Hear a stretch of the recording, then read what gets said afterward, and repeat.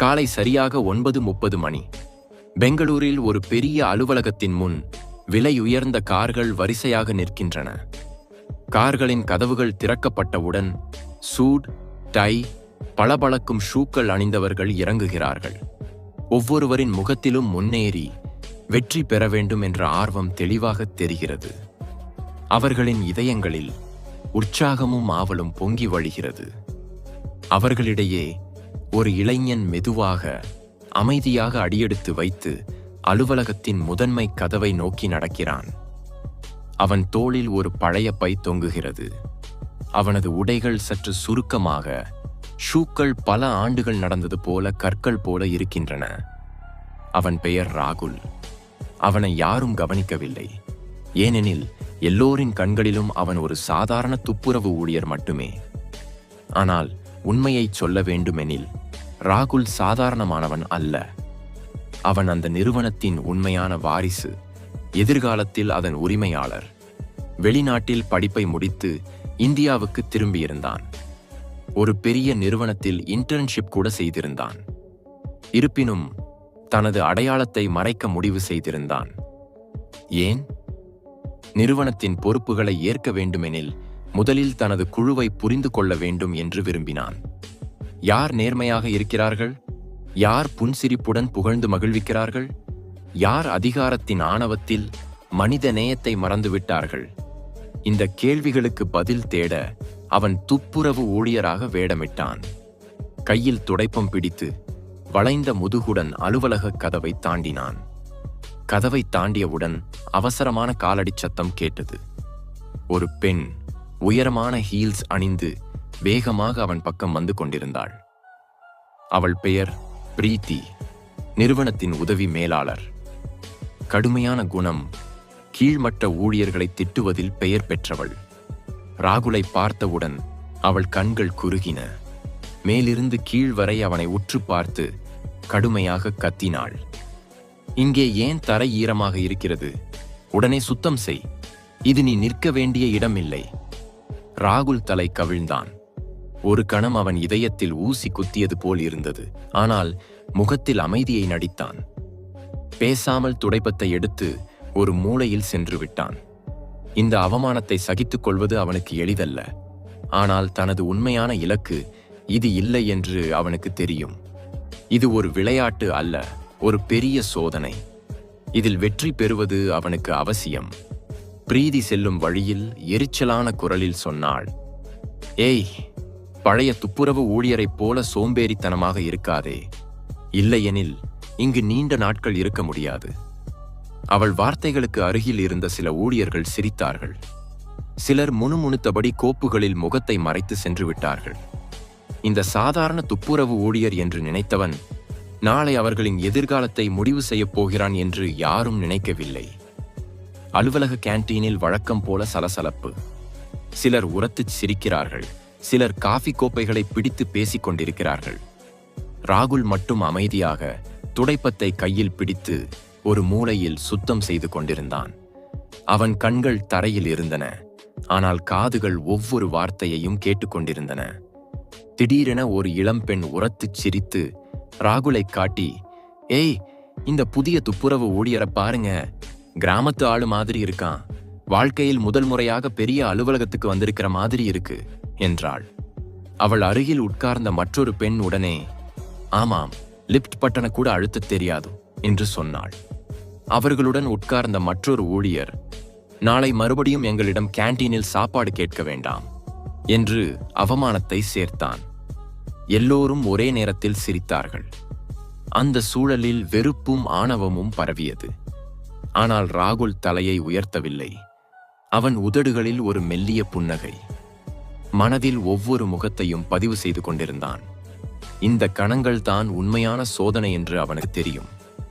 மனிதர்களின் இயல்பு வெளிப்படும் கணங்கள். சிறிது நேரம் கழித்து எல்லோரும் சிரிப்பையும் காபி கோப்பைகளையும் முடித்துவிட்டு கேன்டீனை விட்டு சென்று விட்டார்கள். ராகுல் இன்னும் சுத்தம் செய்து கொண்டிருந்தான். அவனுக்குள் எங்கோ கோபம் பற்றி எரிந்தது. ஆனால் மனதை அமைதிப்படுத்திக் கொண்டான். ஒரு கணம் உணர்ச்சி வசப்பட்டால் அவனது திட்டம் முழுவதும் குழப்பமாகிவிடும் என்று அவனுக்கு தெரியும். பொறுமையுடனும் புத்திசாலித்தனத்துடனும் முன்னேற வேண்டும். மாலையில் அலுவலகத்துக்கு வெளியே ஒரு விலையுயர்ந்த கார் நின்றது. ராகுல் தொலைவில் நின்று பார்த்தான். பிரீதி தொலைபேசியில் பேசிக்கொண்டே காரில் ஏறினாள். அவள் முகத்தில் ஆணவமும் ஆடம்பரமும் தெளிவாக தெரிந்தன. அவள் தொலைபேசியில் சொன்ன வார்த்தைகள் ராகுலின் காதுகளில் விழுந்தன. ஹாய் ஹனி, இன்று இரவு என்னை எங்காவது 5 நட்சத்திர உணவகத்துக்கு அழைத்துச் செல். மலிவான கஃபேக்களுக்கு நான் போக மாட்டேன். ராகுல் அந்த காட்சியை ஒரு கணம் பார்த்து பின்னர் கண்களை திருப்பிக் கொண்டான். அவன் மனதில் ஒரே எண்ணம், இந்த ஆணவம் அதிக நாட்கள் நீடிக்காது. அதிகாரமும் பதவியும் எப்போதும் ஒருவரை காப்பாற்றாது. ஒரு நாள் உண்மை வெளியாகும். ராகுல் அமைதியாக அலுவலகத்தை விட்டு வெளியே நடந்தான். மாலையின் குளிர்ந்த காற்று அவனது களைப்பான உடலை தொட்டது. ஆனால் அவன் கண்களில் ஒரு உறுதியான முடிவு மின்னியது. இது ஒரு பெரிய ஆட்டத்தின் தொடக்கம். ஒவ்வொரு பொய்யும், ஒவ்வொரு ஆணவமும், ஒவ்வொரு அநீதியும் வெளிப்படப் போகிறது. அலுவலகத்தின் தரை இன்னும் ஈரமாக இருந்தது. திடீரென பிரீதியின் கடுமையான குரல் எதிரொலித்தது. இந்த சுத்தம் நீ செய்ததா? தரை இன்னும் ஈரமாக இருக்கிறது. யாராவது வழுக்கி விழுந்தால் உன் மூளையில் எதுவுமே இல்லையா? ராகுல் தலை கவிழ்ந்து மீண்டும் தரையை சுத்தம் செய்யத் தொடங்கினான். சுற்றி நின்ற ஊழியர்கள் ஒருவரையொருவர் பார்த்து கொண்டார்கள். சிலரது மனதில் சிறிது இரக்கம் தோன்றினாலும் யாரும் வாய் திறக்கவில்லை. பிரீதியிடம் பேசினால் அவர்களது வேலை ஆபத்தில் விழும் என்று எல்லோருக்கும் தெரியும். இந்த நாட்களில் ராகுலுக்கு விஜய் என்ற பழைய துப்புரவு ஊழியருடன் பரிச்சயம் ஏற்பட்டது. விஜய் பல ஆண்டுகளாக நிறுவனத்தில் பணிபுரிந்தவர். எளிமையான, நேர்மையான மனிதர். பேச்சு குறைவு, ஆனால் மனது மிகவும் தூய்மையானது. எப்போதும் கடினமாக உழைப்பவர், யாருடனும் சண்டையிடுவதில்லை. ஆனால் ஊழியர்கள் அடிக்கடி அவனை கேலி செய்கிறார்கள். சிலர் சட்டே பழைய துப்புரவு ஊழியர் என்று அழைக்கிறார்கள். மற்றவர்கள் அவனது உடைகளைப் பற்றி கிண்டல் செய்கிறார்கள். இருப்பினும் விஜய் எதையும் மனதில் வைத்துக் கொள்ளவில்லை. ராகுல் விஜயில் ஒரு தனித்துவமான ஒளியை கண்டான். ஒரு நாள் அவனுடன் பணிபுரிந்து கொண்டே கேட்டான், அண்ணா, நீ இத்தனை ஆண்டுகளாக இங்கு வேலை செய்கிறாய். இப்படி அவமானப்படுத்தும் போது உனக்கு கஷ்டமாக இல்லையா? விஜய் சிரித்து, மரியாதை மேலிருந்து வருகிறது ராகுல். இன்று சிரிப்பவர்கள் நாளை மறந்து விடுவார்கள். ஆனால் நாம் நமது வேலையை நேர்மையாகச் செய்தால் மனது அமைதியாக இருக்கும். இந்த வார்த்தைகள் ராகுலின் இதயத்தை தொட்டன. விஜய் உடல் ரீதியாக பலவீனமாக தோன்றினாலும் அவனது மனது மிகவும் பலமானது என்று அவன் உணர்ந்தான். விஜய் தனது உணவை அடிக்கடி மற்றவர்களுடன் பகிர்ந்து கொள்வான். ஒரு நாள் ராகுலுக்கு தனது உணவில் பாதியை கொடுத்து, எடுத்துக்கோ பையா, நீயும் சாப்பிடு. நான் தனியாக இருக்கிறேன், எனக்கு இது போதும். நீ இளமையில் இருக்கிறாய், உனக்கு அதிக சக்தி தேவை என்றான். ராகுலின் கண்களில் மெல்லிய கண்ணீர் திரண்டது. மனதில் நினைத்தான், நிறுவனத்தில் யாருக்கு முதலில் நீதி கிடைக்க வேண்டுமெனில் அது விஜய்க்குத்தான். அவனது பண்பு, மனதின் மென்மை ராகுலை ஈர்த்தன. அந்த கணத்தில் ராகுல் தனக்குத்தானே ஒரு உறுதிமொழி எடுத்தான். ஒரு நாள் விஜயுடன் இங்கு ஆண்டுகளாக அடக்கப்பட்ட ஒவ்வொருவரின் உரிமையையும் திரும்பப் பெற்றுத் தருவேன் என்று. ஆனால் இன்னும் சரியான நேரம் வரவில்லை என்று அவனுக்கு தெரியும். இன்னும் பலவற்றை சகித்து சரியான வாய்ப்புக்காக காத்திருக்க வேண்டும். ஒரு நாள் மதியம் நிறுவனத்தின் கூட்டுறவு சங்க அறையில் சில பணம் திருடப்பட்டதாக செய்தி வந்தது. அலுவலகத்தில் திடீரென குழப்பம் தொடங்கியது. எல்லோரும் தங்கள் மேசைகளை விட்டு விவாதங்களில் மூழ்கினர். சிலர், போனால் போகிறது, காகிதங்களில் கணக்கு தவறு நடந்திருக்கலாம் என்றார்கள். மற்றவர்கள், நிச்சயமாக இது உள்ளே இருப்பவர்களின் வேலைதான் என்று முணுமுணுத்தார்கள்.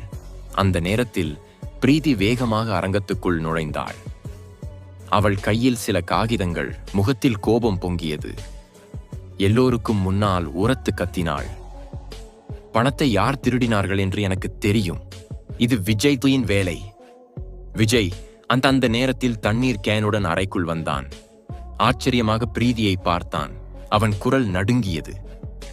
மேடம், நான் ஒன்றும் செய்யவில்லை. நான் வெறும் தண்ணீர் கேனை வைக்க வந்தேன். பணப்பெட்டியை தொடவே இல்லை. ஆனால் பிரீத்தி அவன் வார்த்தைகளை பொருட்படுத்தவில்லை. எல்லோருக்கும் முன்னால் கடுமையாக திட்டினாள். மூடு, உன்னை போன்றவர்கள்தான் நிறுவனத்துக்கு கெட்ட பெயர் தேடித் தருவார்கள். உன்னை இங்கிருந்து வெளியேற்ற வேண்டும். சுற்றி நின்ற ஊழியர்கள் அமைதியாக இருந்தார்கள். விஜயின் பக்கம் ஒரு வார்த்தை கூட யாரும் பேசவில்லை. பிரீதியுடன் வாதிட்டால் அவர்களது வேலை போய்விடும் என்று எல்லோருக்கும் தெரியும். மனிதவளத்துறைக்கு உடனே தகவல் சென்றது. அவர்கள் விஜய்க்கு கடுமையான எச்சரிக்கை விடுத்தார்கள். விஜயின் முகம் வாடிப்போனது. தலை கவிழ்ந்து அமைதியாக அறையை விட்டு வெளியேறினான். ராகுல் இந்த காட்சியை தொலைவில் பார்த்தான். அவன் மனது உடைந்து விட்டது.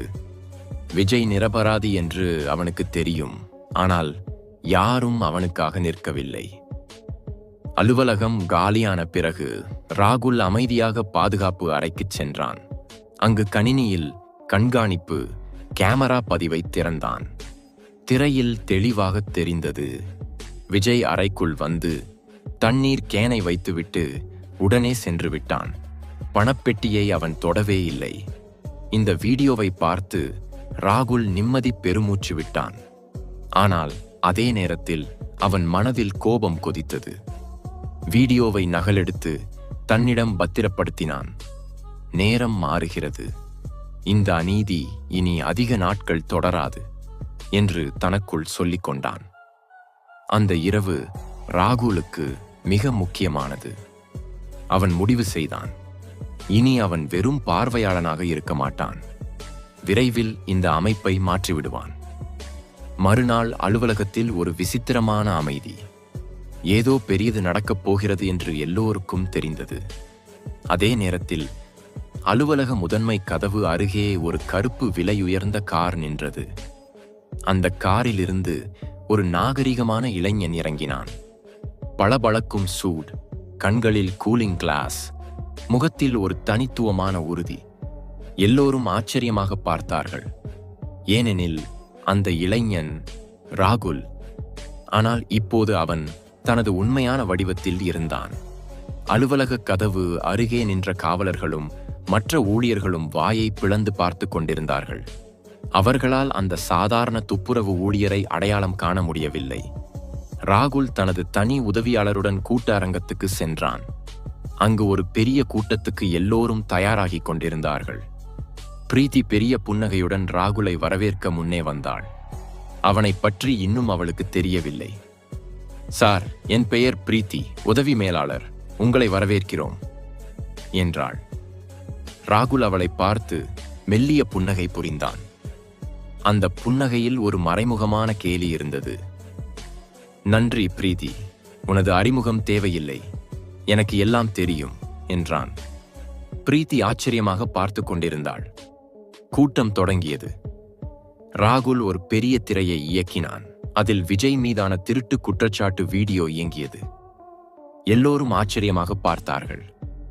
விஜய் அறைக்குள் வந்து தண்ணீர் கேனை வைத்துவிட்டு உடனே சென்று விட்டான். பணப்பெட்டியை தொடவே இல்லை.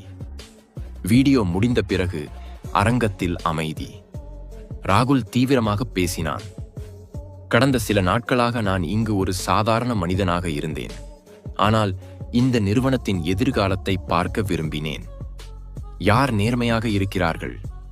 யார் அதிகாரத்தின் ஆணவத்தில் தங்கள் மனித நேயத்தை மறந்துவிட்டார்கள்? நான் பார்த்தேன். சிலர் தங்கள் ஆணவத்தாலும் பெருமையாலும் மற்றவர்களை எவ்வளவு அவமானப்படுத்துகிறார்கள் என்று. ஒரு நேர்மையான மனிதன் மீது எப்படி குற்றச்சாட்டு வைத்தார்கள் என்று. பிரீதியின் முகம் வெளுத்து போனது.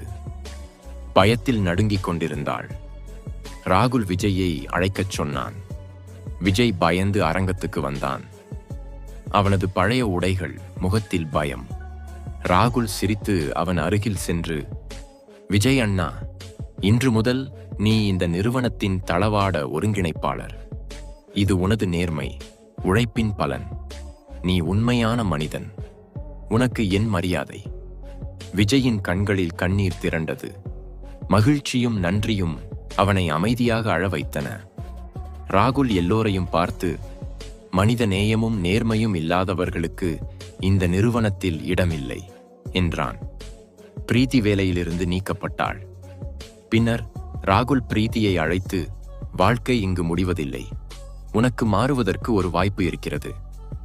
ஆணவம் தற்காலிக மரியாதையை தரும், ஆனால் எல்லாவற்றையும் பறித்துவிடும். ஒரு அட்டையை கொடுத்து, எங்கள் பயிற்சி திட்டத்தில் சேரலாம், புதிதாக தொடங்கலாம் என்றான். பிரீத்தி தனது தவறை உணர்ந்தாள். கண்ணீருடன் ராகுலுக்கு நன்றி சொல்லி சென்று விட்டாள். மறுநாள் முதல் அலுவலக சூழல் மாறிவிட்டது. ஊழியர்கள் ஒருவருடன் ஒருவர் இணைந்து பணியாற்றத் தொடங்கினர். ஒரு மனிதனின் பெருமை அவனது பதவியிலோ பணத்திலோ உடைகளிலோ இல்லை, அவன் பண்பிலும் மனிதநேயத்திலும் இருக்கிறது என்று புரிந்தது. எப்போதும் யாரையும் சிறுமையாக பார்க்காதே, ஏனெனில் யாருக்கு பின்னால் எந்த திறமையோ அடையாளமோ மறைந்திருக்கிறது என்று யாருக்கும் தெரியாது. இந்த கதை உனக்கு பிடித்திருந்தால் எங்கள் சேனலை சப்ஸ்கிரைப் செய்ய மறக்காதே. அடுத்த வீடியோவில் சந்திப்போம்.